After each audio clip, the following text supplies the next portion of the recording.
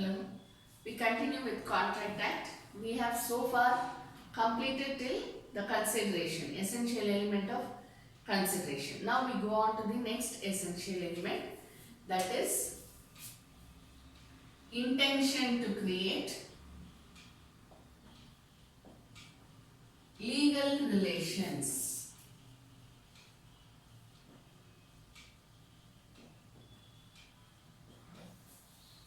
Intention to create legal relations. There should be an intention. See, so far what we have seen: offer, acceptance, consideration. Out of all the essential, you know all the other essential elements: capacity to enter into contract, then lawful object. There are so many essential elements like that. You would have observed. Otherwise, you can observe now. Whatever are the essential elements of the valid contract, in none of the essential elements do you have the word intention, except in this essential element which says intention to create legal relations.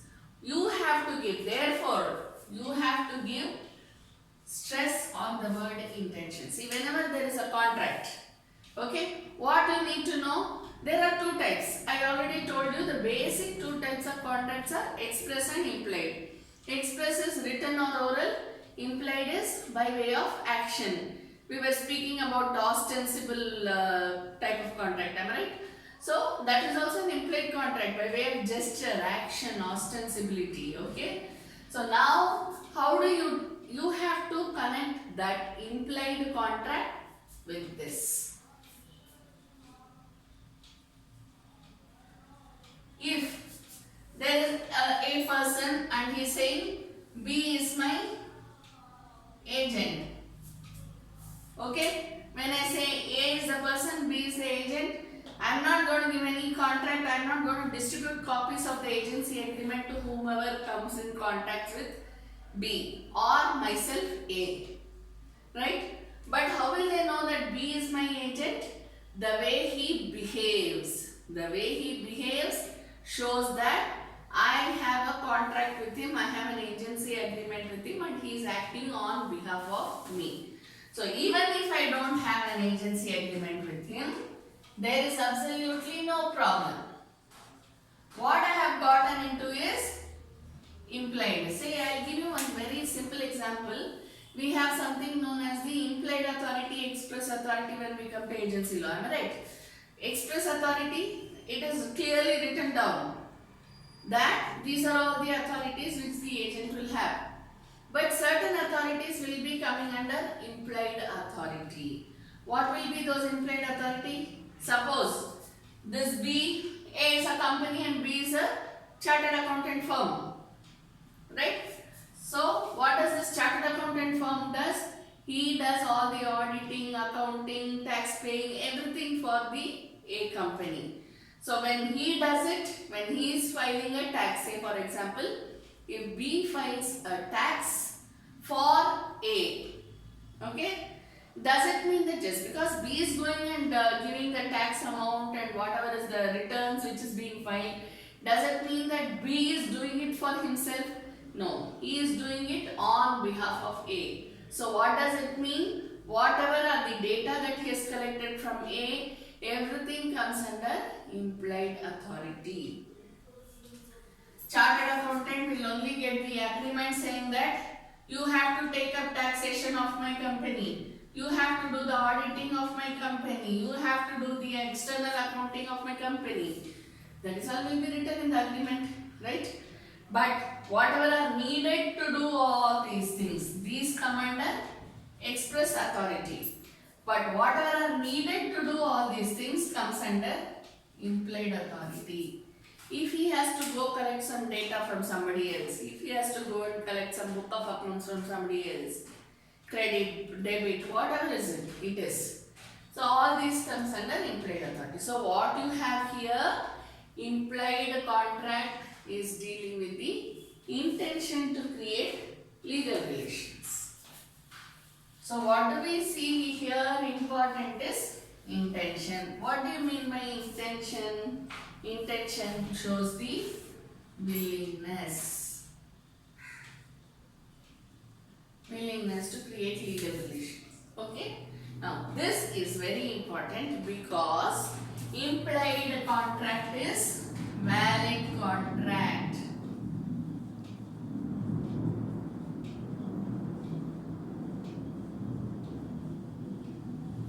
Implied contract is a valid contract. See, let me give you a very simple example, an everyday example which we see every day because we are all customers. I go to a shop or you go to a shop, you will buy one Coca-Cola bottle. Okay? Suppose it's a very small shop and they don't have the invoice machine and all those things. What you do, you give him a 10 rupee. 10 rupees, you give him 10 rupees and he'll give you one small Coca-Cola bottle. Now, is there any contract between you and the shopkeeper for that? No. I take a small dairy milk for 5 rupees or 10 rupees. Do I get a bill for that, invoice for that? I don't get. But what I do, I pay him that 5 rupees and I get that munch or dairy milk or whatever it is, I get it. This is an implied form of contract. Okay? So in this what, there is absolutely nothing express about it. Only thing our gestures show. I pay the money, the shopkeeper gives me the Coca-Cola or dairy milk or whatever it is. So it is a matter of gestures. That gestures is known as implied contract. If you all remember Donogh versus Stevenson, ginger beer, right? There was a frog in the ginger beer, no, the lizard in the ginger beer.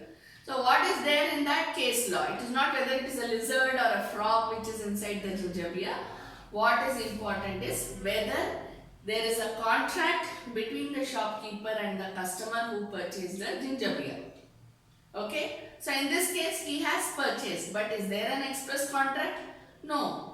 What was there? Only that bottle which he had got, the beer bottle, and the fact that he had purchased it from a certain shop.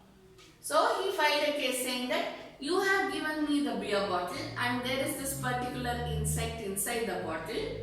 Therefore, there has been a deficiency of service. Now what did the other party say? Where is the contract? You and me don't have a contract. Furthermore, it is not my liability. It is the liability of the company. That way we go. We will not look into that portion because we look at vicarious liability there. So what is there actually? It is only an implied contract, but still it was recognized by the court of law and admitted as a case. Why? Because what is important is intention to create legal relations. So what do you mean by that? Now we know what is intention. For what there should be an intention? There should be an intention to create. We are not talking about sustenance here. We are only talking about create here.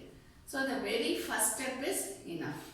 You don't have to go into whether there is going to be a sustenance of the contract, whether there is going to be a breach of contract. Don't go into all those details. Just see, for creating there should be an intention, not for sustenance or for breach or anything like that. Okay? So only for creating a contract. Intention to create legal relations. What do you know by the term legal relations? We know social relations very well. Correct? What is legal relation? Anything which is identified by law. Now don't tell me that social relations are also identified by law, therefore they are also legal relations. It is true, social relations are identified by law. That's why we are all having legal relations with each other. Even we go to Succession Act, personal laws. We have legal, illegal children, all these things. Legal wedlock, illegal wedlock. We have all such things in personal laws. So, here when we are talking about legal, what we mean is again formal. So, what is it? It should be a formal relation. When I am saying formal relation, you can take up HUF, best example. Hindu undivided family, best example. All of us, basically it is not a matter about religion. It can be any religion. But when we are talking about family businesses, our question here is about family business. If it is run by a particular family, grandfather, father, uncle, aunt. You watch in Hindi movies, no? Everybody is there in one particular company. Okay? Now that is known as family business. Reliance was like that, Tata was like that. We have so many examples in India. We don't have to get into details. So when there is a question of family business, are the people who are involved? Who are the people involved? Obviously, it is family members. When we say family members, we know that it is a social relation. Right? So when we say family members are running the business, that means what? Family members are running the business, so it's a social relationship. Why should I give you money for whatever is the social relationship? You have given a service to me, but you are a family business. And what is family members? Social relation. Now should I give money to you? Yes, I should. Why? Because here the social relation turns into formal relations. When they go to the shop or when they go to the company, they are no more cousins, uncles, aunts, father, grandfather, etc., etc., etc. What are they? They are chairman and managing director, founder, chairman. You can keep any position, designation that you want. They are directors, right? So there are so many. See, when this turns, family members themselves become founder, chairman. They become the chairman, managing director, directors. They are the vice presidents for certain departments, whatever it is, Family members take up the role of formal relations. So what is their intention? To create legal relations. This is what is important. Let us not go into, if you don't want to take up the example of family businesses and go into a very high mode, we can go on to the lower level. When we are going through the market, on the roads, we find various people selling various wares. Whatever they want to sell, they sell. One person, for example, if one person is a vegetable vendor, probably that man's wife or daughter or some other person's sister, mother, anybody would be selling a flower. Right? So in this case, what they are trying to do, when I purchase flour from this lady, she says go and give the money to that man. I cannot argue with her saying that I bought the flowers from you, so I have to give you the money and you have to give me the change for that. I cannot argue with her. I can argue, but I don't want to argue. Why? Because there is a relationship between them. Understand? And what sort of relation? Here I cannot say you are mother and son, so I should not be giving you money. Can I tell that? No, because they are sharing a legal relationship between themselves as well as me and them. Therefore, I cannot say you are mother and son, why should I pay you? There is a typical example in Contract Act, am I right? Husband and wife are partners in a firm and the third party gets into a contract with the husband and wife. At last that person says, oh, you are husband and wife, so I don't have to pay to you. You don't have a legal relationship between you. That's not the reason, that's not the excuse which has to be given. Understand? So intention to create legal relationship, there should be an intention to create a formal relationship. What you should understand? There should be an intention. Should understand. There should be an intention. Should create legal relation. These are the three words which you should keep in mind while explaining in your main exam. Clear?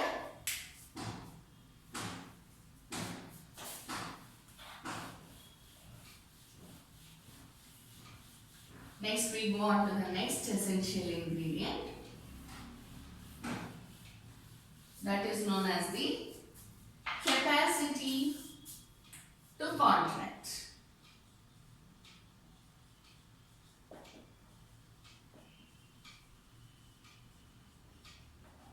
Capacity of parties, whatever you want to write, you can write. Capacity of parties. What do you mean by capacity? Capacity is the ability. Okay? the ability. Capacity means capability, ability.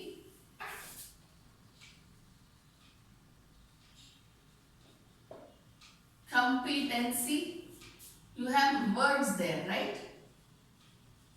Capability, ability, competency to do what? To enter into contract. Parties to the contract should have the capability, ability, competency to enter into a contract. What do you mean by that? For what should these be? They should be for performing the contract. See, when we say performing the contract, it's not a very big performance. What we are saying, see, we are performing a contract. As I already gave you the example, when we go to a shop and purchase something, what is my performance? Giving the money. What is the shopkeeper's performance? Giving me the item that I want. That's performance. Okay? So, for what should the capacity be? For performing the party. If I have to give money, and if I have to have the capacity to perform the contract, what should I have? Money. What should the other person have? The product. Okay? So essentially when we say capacity, it is for performance of the party. So what should we have? We should have the money, we should have the product. Whatever it is known as, it is known as this thing. Okay, so when we are talking about this, we are including the goods and services. 1 point. We are giving the goods and services. Next one. By performing, what are we doing? We are giving consideration.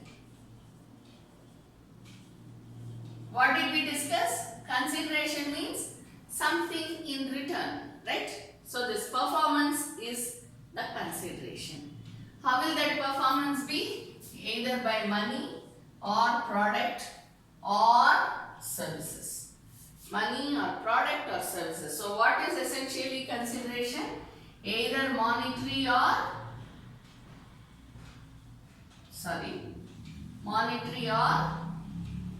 non-monetary. Why do I say so? Because monetary means money, cash, check, whatever you want, any bills of exchange. Non-monetary means the services which I will be giving. When the shopkeeper gives me the product, he is not giving me money. He is doing nothing related to monetary. What he is doing is related to non-monetary services. Right? So, consideration can be monetary or non-monetary. Okay? Same way, performance can be either monetary or non-monetary. This is monetary, am I right? This is non-monetary. Services and products are non-monetary. So what you should keep in mind when we say capacity, we are not only talking about the monetary capacities, we are also talking about the non-monetary capacities. See, I am basically an advocate. I am taking classes here. So when I am trying to do something, I am doing whatever I know about law. Now if I am made to teach maths or say chemistry or biology, any subject like that, would I fit the bill? I would not, because I don't have the capacity. I have very little knowledge about all those subjects, so I don't have the capacity. So if I enter into a contract with this particular institute saying that, yeah, I will teach physics, no problem, absolutely. What would I be doing? I would be breaching the contract, or I would be cheating the institute. That is what I will be doing, right? So this is what is capacity to enter into contract. Now we will go to the actual capacity, now that you know the basics about this.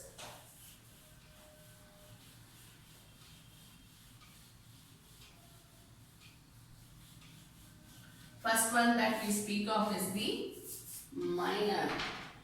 In order to have capacity, what should be there? The party should be majority in age.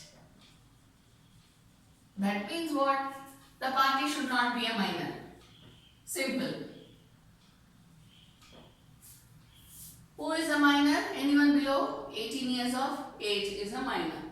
So on the attainment of 18 years,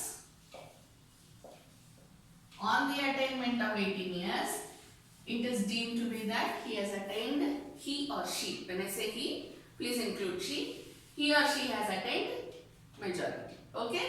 So who has the competency? Anyone who is major in age, not majority, major in age. So that does not include a minor. But there is an exception. What is it? Minor can be a partner. Am I right? Minor can be a partner in a partnership firm.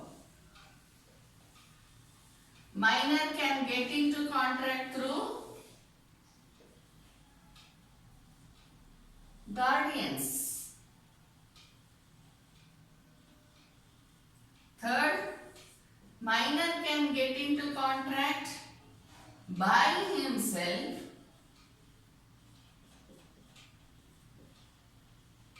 for basic, not basic, daily necessities.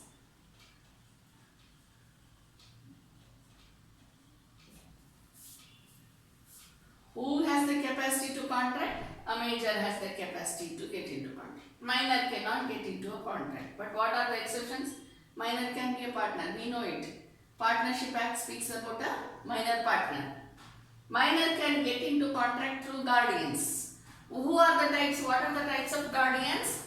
One is natural guardian. Another is legal guardian. Am I right? Natural guardian means one's own parents. Legal guardians, anyone who is appointed by the court or appointed by any other, but anyone who is appointed by the court or who has been affirmed by the court are known as legal guardians. Okay? So these two types of guardians can get into a contract on behalf of a minor. Then we go to the next one. Minor can get into contract by himself for daily necessities. If you have seen the Home Alone movie, there's a small boy. He is left alone at home. His parents go away, all the cousins go away for a Christmas pleasure trip on Christmas, right? So this boy is left alone at home, but he wants something to eat. What does he do? I'm just giving you an example, okay? What does he do? He calls up the shopkeeper and says, I want this, I want that, I want this. And the shopkeeper leaves it at the doorstep. But you have to see, you have to apply your mind when you're watching movies. That's all I would say. Okay? Does the shopkeeper ask for money from the boy? No. Even though it's a very nice type of movie, it is just a pleasure movie. What I am trying to say is, that is exactly what I am talking about here when we are talking about basic necessities. Does the shopkeeper ask the boy for money? No. What does he speak about? He doesn't even talk about money to the boy. Only when the parents come, there will be a talk about the money to the parents. Till then he doesn't ask the boy for money. Why? Because he cannot get into a contract by himself. But that shows that he is not liable. Even though he can get into a contract by himself for daily food that the Home Alone boy ordered is daily necessity. Okay? So daily necessities, the person will not be held liable.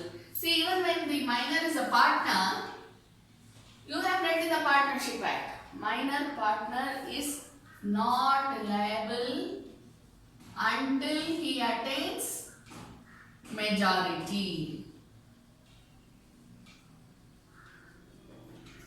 You remember this? Even under the Partnership Act, what we read, minor partner can be a partner, but he cannot be held liable until he attains majority.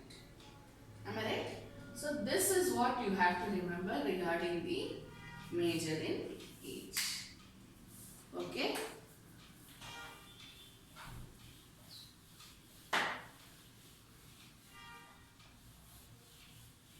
See, when I am teaching you something about the contract or any other subject, don't read the subjects individually. Apply them to the cases which may come before you when you become a judge. Okay? Next, one is major in age. The second one is unsound mind. Or rather, the person who gets into a contract should be of sound mind. One is major in age. Second one, the person who gets into contract should be of sound mind. What do you mean by sound mind? That means what? He understands. His understanding capacity is good. Capacity to understand is good. When we are talking about this, and even when we are reading the various textbooks, whatever, whoever has written or whatever is there, even in the Contract Bear Act, what you see, we have the example of lunatics. Am I right?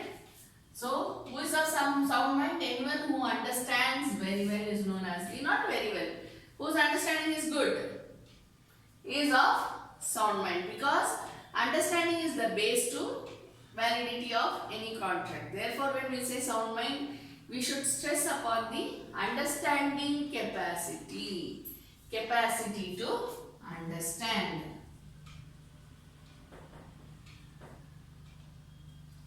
Capacity to understand is what we have to mainly keep in mind. Clear? When we say, then we have to see who is of unsound mind. Obviously, the answer comes out.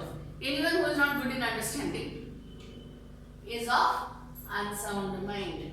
When we say anyone who cannot understand, anyone who does not have the appropriate capacity to understand is of unsound mind when we are thinking about the contract.